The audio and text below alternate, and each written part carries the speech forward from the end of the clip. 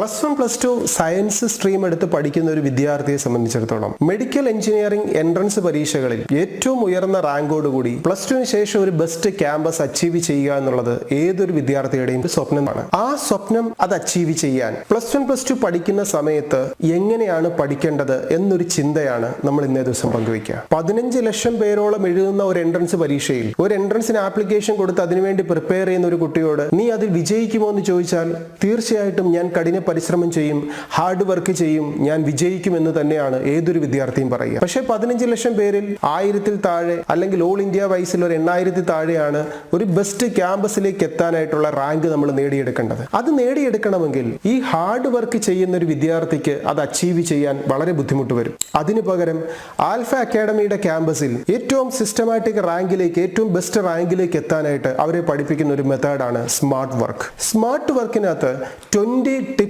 And tricks ആണ് ഒരു കുട്ടിയെ പഠിപ്പിക്കുക. എന്താണ് ഹാർഡ് വർക്കും സ്മാർട്ട് വർക്കും തമ്മിലുള്ള വ്യത്യാസം? അത് ഈസി ആയിട്ട് അതിനെക്കുറിച്ചൊന്ന് പറഞ്ഞു തന്നാൽ, ഹാർഡ് വർക്ക് എന്ന് പറഞ്ഞാൽ quantity oriented work is called hard work. അതായത് ഒരു കുട്ടി പഠിക്കുന്ന സമയത്ത് വിദ്യാർത്ഥി പേരൻസിനോട് അല്ലെങ്കിൽ ടീച്ചേഴ്സിനോട് പറയുകയാണ്, ഞാൻ ഇത്രയും സമയം പഠിച്ചില്ലേ, ഇത്രയും നേരം പഠിച്ചില്ലേ, അല്ലെങ്കിൽ ഇത്രയധികം പോർഷൻസ് ഞാൻ പഠിച്ചു തീർത്തില്ലേ, ഇനി ഞാൻ വേറെ ആക്ടിവിറ്റിയിലേക്ക് ആവട്ടെ. ആ ക്വാണ്ടിറ്റിയെ ഓറിയന്റ് ചെയ്തിട്ടാണ് നമ്മൾ എപ്പോഴും നമ്മുടെ പഠനത്തിനെ മെഷർ ചെയ്യുന്നതെങ്കിൽ അത് ഹാർഡ് വർക്കാണ്. മറിച്ച് സ്മാർട്ട് വർക്ക് എന്ന് പറയുന്നത് ക്വാളിറ്റി ഓറിയന്റഡ് വർക്കാണ്, അല്ലെങ്കിൽ ഗോൾ ഓറിയന്റഡ് വർക്കാണ്. സ്മാർട്ട് വർക്ക് ചെയ്യുന്ന ഒരു കുട്ടി ഒരിക്കലും ഞാൻ ഇത്ര സമയം പഠിച്ചില്ലേ എന്ന് നോക്കത്തില്ല. ഞാൻ പഠിച്ച അത്രയും സമയം എത്ര ക്വാളിറ്റി ആയി പഠിച്ചു, എത്ര സിസ്റ്റമാറ്റിക് ആയിട്ട് പഠിച്ചു, ഞാൻ എന്ത് അച്ചീവ് ചെയ്യാൻ വേണ്ടിയിട്ടാണ് പഠിച്ചത് എന്നായിരിക്കും ആ കുട്ടി ചിന്തിക്കുക. അപ്പോൾ ഹാർഡ് വർക്കിൽ നിന്നും മാറി ക്വാണ്ടിറ്റി ഓറിയന്റഡ് വർക്കിൽ നിന്ന് മാറി quality oriented work, goal oriented work, smart വർക്കിന്റെ 20 മെത്തേഡ്സിലേക്ക് ഒരു കുട്ടി എത്തിയാൽ തീർച്ചയായിട്ടും +1 +2 പഠനത്തിനോടൊപ്പം, അല്ലെങ്കിൽ ഒരു ഇന്റഗ്രേറ്റഡ് സ്കൂളിംഗ് സിസ്റ്റത്തിനോടൊപ്പം, അല്ലെങ്കിൽ ഒരു ലോങ് ടൈം കോച്ചിങ്ങിനോടൊപ്പം, അല്ലെങ്കിൽ +2 ശേഷം റിപ്പീറ്റർ ബാച്ച് പഠിക്കുന്ന ഒരു വിദ്യാർത്ഥിയെ സംബന്ധിച്ചിടത്തോളം ആ കുറച്ച് സമയം കൊണ്ട് തന്നെ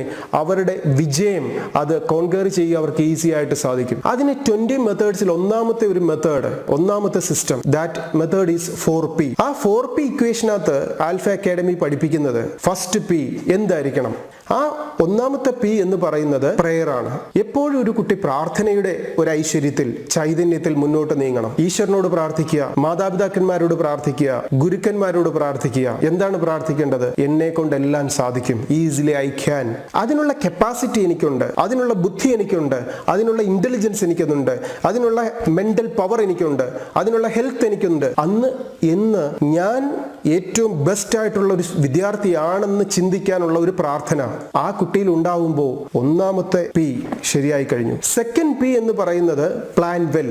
ഞാൻ ഏത് പരീക്ഷയ്ക്കാണോ വിജയിക്കേണ്ടത്, അതിന് എത്ര കാലയളവാണ് എൻ്റെ മുമ്പിലുള്ളത്, എന്തൊക്കെ പോർഷൻസ് ആണ് ഞാൻ പഠിക്കാനുള്ളത്, എത്ര മാർക്കിലാണ് അച്ചീവ് ചെയ്യേണ്ടത്, അതിനുള്ള സമയത്തിനെ ഞാൻ എങ്ങനെ ക്രമീകരിക്കണം, ഇതെല്ലാം കൃത്യമായിട്ട് പ്ലാൻ ചെയ്യുന്ന ഒരു കുട്ടിയാണ് ഈസി ആയിട്ട് ആ വിജയം നേടിയെടുക്കുക. അപ്പോൾ രണ്ടാമത്തെ P എന്ന് പറയുന്നത് പ്ലാൻ വെൽ. പ്ലാൻ എന്ന് പറയുന്നത് എല്ലാവരും പറയുന്ന ഒരു കാര്യമാണ്, പക്ഷെ അതിനോടൊപ്പം വെൽ എന്നൊരു വാക്കും കൂടെ ചേരുമ്പോഴാണ് അത് പൂർണ്ണമാകുക.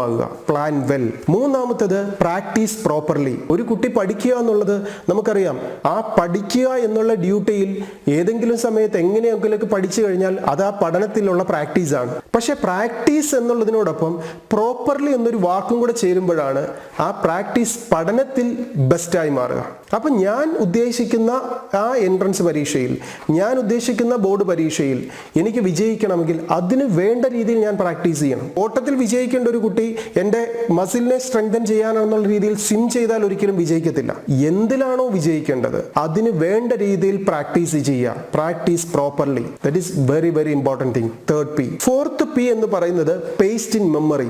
നമ്മൾ ഈ പഠിക്കുന്ന ഡേറ്റാസ് എല്ലാം ഞാൻ എൻ്റെ മെമ്മറിയിൽ സ്റ്റോർ ചെയ്യുന്നുണ്ട്, എനിക്കത് ആവശ്യത്തിന് കൃത്യമായിട്ട് റീകളക്ട് ചെയ്യാൻ സാധിക്കുന്നുണ്ട് എന്ന് ഉറപ്പുവരുത്തി പഠിക്കുക. കുറേ കുട്ടികളെ സംബന്ധിച്ചിടത്തോളം അറിയാം, ധാരാളം സമയം പഠിക്കും, പക്ഷെ ഒരു പരീക്ഷ എഴുതുന്ന സമയത്ത് നന്നായിട്ട് പ്രസന്റ് ചെയ്യാൻ പറ്റുന്നില്ല.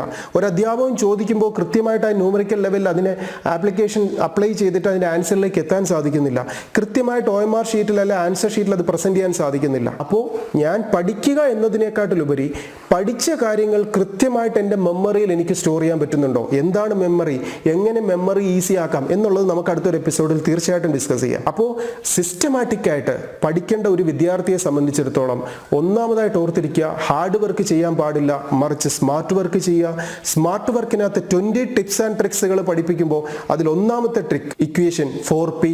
First P prayer, second P plan well, third P practice properly, fourth P paste in memory. ഈ ടിപ്സ് ആൻഡ് ട്രിക്സിലൂടെ, സിസ്റ്റമാറ്റിക് സ്റ്റഡി മെത്തേഡിലൂടെ ഏതൊരു പരീക്ഷകളെയും ഏതൊരു ഗോളിനെയും അച്ചീവ് ചെയ്യാൻ പറ്റുന്ന സ്റ്റുഡൻസ് ആയിട്ട് മാറട്ടെ. നല്ലൊരു വിജയാശംസകൾ ആൽഫ അക്കാഡമി നേർന്നുകൊള്ളുന്നു. Best wishes.